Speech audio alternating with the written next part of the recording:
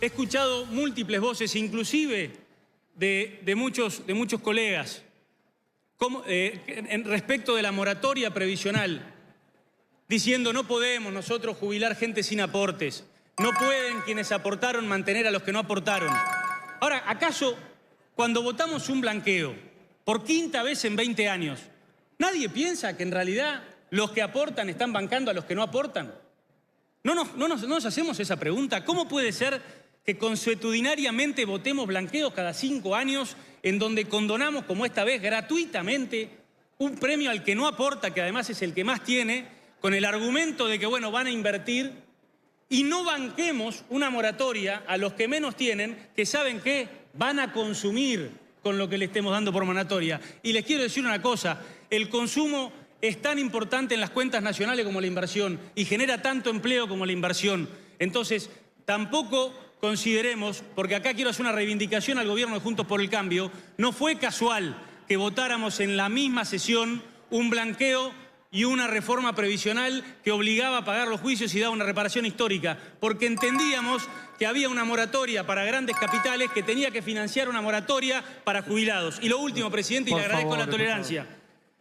El ajuste por el RIPTE es absolutamente relevante, no solamente porque va a disminuir la litigiosidad por la jurisprudencia de la Corte, sino porque si a este gobierno le va bien en la baja de la inflación, y ojalá que así sea, y vamos a acompañar para que así sea, poniendo todos los peros en la política económica, vamos a estar condenando a los jubilados a que ganen una miseria para siempre, porque están en el momento mínimo de su incidencia sobre el producto. Nunca ganaron menos los jubilados en términos reales, y si la inflación realmente baja y no vuelve a subir, van a ganar una miseria para siempre. Es muy relevante que haya un componente salarial para que los jubilados participen del crecimiento futuro, presidente. Y se vienen las universidades. Este diputado, veto podrá insistir. Ha cedido 50% de su tiempo, diputado. Le pido cierre, por favor, porque si no tienen el mismo derecho, los otros ya me parece exagerado. Por favor, tema universidades, me parece que no. Eso para el presupuesto. Estoy comenzando la conclusión. Estoy comenzando la conclusión. Este veto puede o no puede resultar en esta sesión ser afirmativo. Algunos van a pensar que acá termina una discusión, que termina la discusión del veto y termina la discusión de jubilados y pasamos a la siguiente. Yo lo que le quiero decir, señor presidente, es que esto recién empieza. Y la discusión entre equilibrio fiscal y política económica no la vamos a ceder, la vamos a armonizar. Es la única manera de que la Argentina salga adelante, con equilibrio en quien aporta para que todos tengamos un futuro mejor. Muchas gracias. Gracias, diputado. Diputado Pichetto, a continuación le pido nuevamente a todos que seamos, digamos, razonables con el uso del tiempo.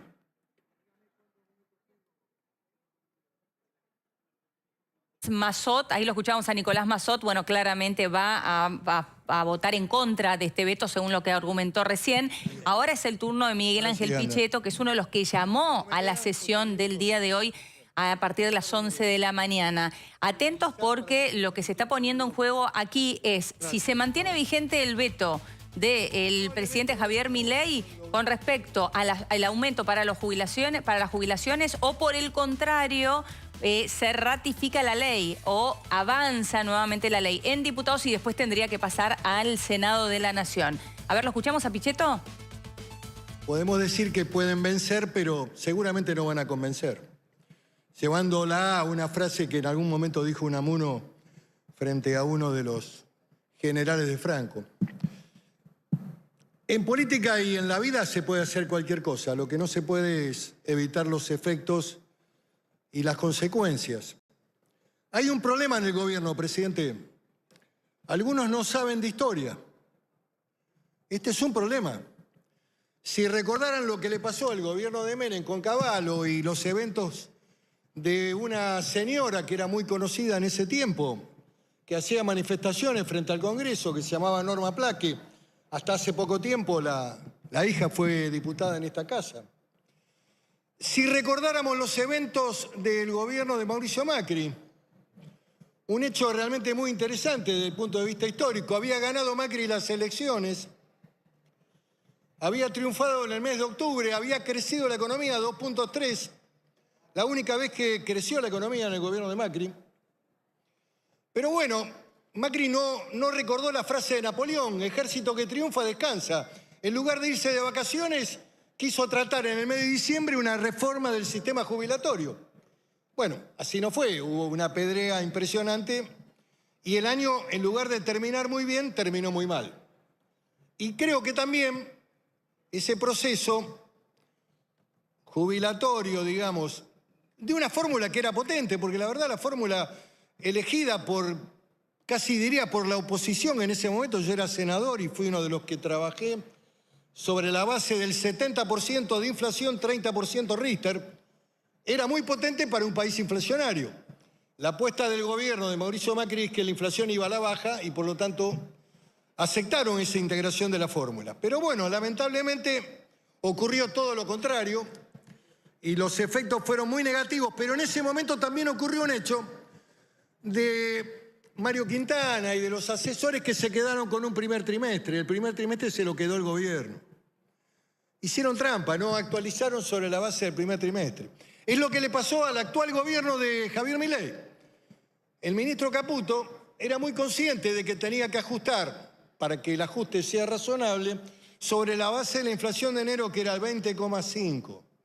Sin embargo, algún asesor de esos que tiene brillantes, en lugar de hacer eso y en lugar de haber armado con el Congreso una fórmula razonable, como bien acaba de decir el diputado Massot, haber actualizado el 25 del mes de enero, que era un mes muy alto, fue el pico de inflación de este gobierno, producto de la devaluación, y haber después puesto ajuste por inflación y el ajuste del Richter, y esa era una fórmula polinómica que la Corte no podía rechazar. Lo que empieza ahora, como bien dijo el diputado Massot, empieza todo un proceso de judicialización muy intenso que además es todo perdedor porque más temprano que tarde el Estado va a tener que hacer frente a miles de juicios donde va a ser demandado porque no hay una aplicación de una fórmula polinómica. La Corte Suprema de Justicia de la Nación ha sentado largos precedentes en esta materia. A la Corte le gusta esta materia, la cuestión previsional. La Corte ha sentado claramente en el caso Badaro 1, Badaro 2, Sánchez y otros más, una clara definición de que es imprescindible que el sistema previsional tiene que tener una fórmula polinómica que contemple el deterioro del salario, el costo de vida, en fin, un conjunto de variables que la Corte ha puesto para que funcione el sistema previsional.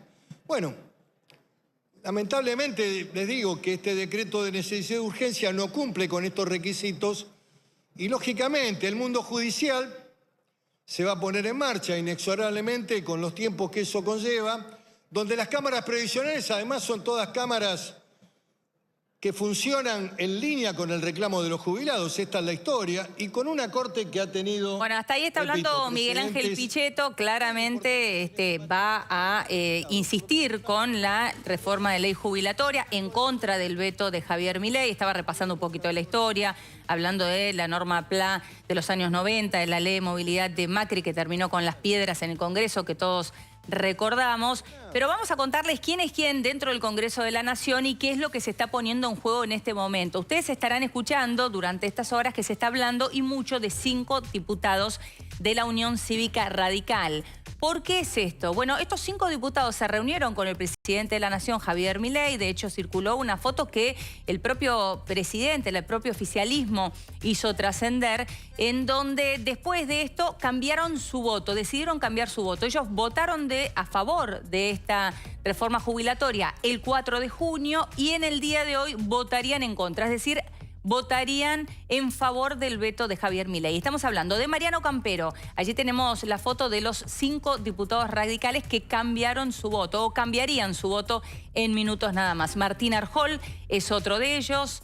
Seguimos repasando para que estemos atentos a la hora de escucharlos en el recinto. Pablo Servi, también del radicalismo, por supuesto. Luis Picat, entre otra parte, también Federico Turnier es otro de los radicales que decidieron cambiar su voto en el recinto de la Nación en el día de hoy. Y nos faltaría uno más. No, ahí está, Martín Arjol, Picat, Turnier, Campero y Servi. Estos son los 5 diputados de la Unión Cívica Radical que cambiarían su voto. Afuera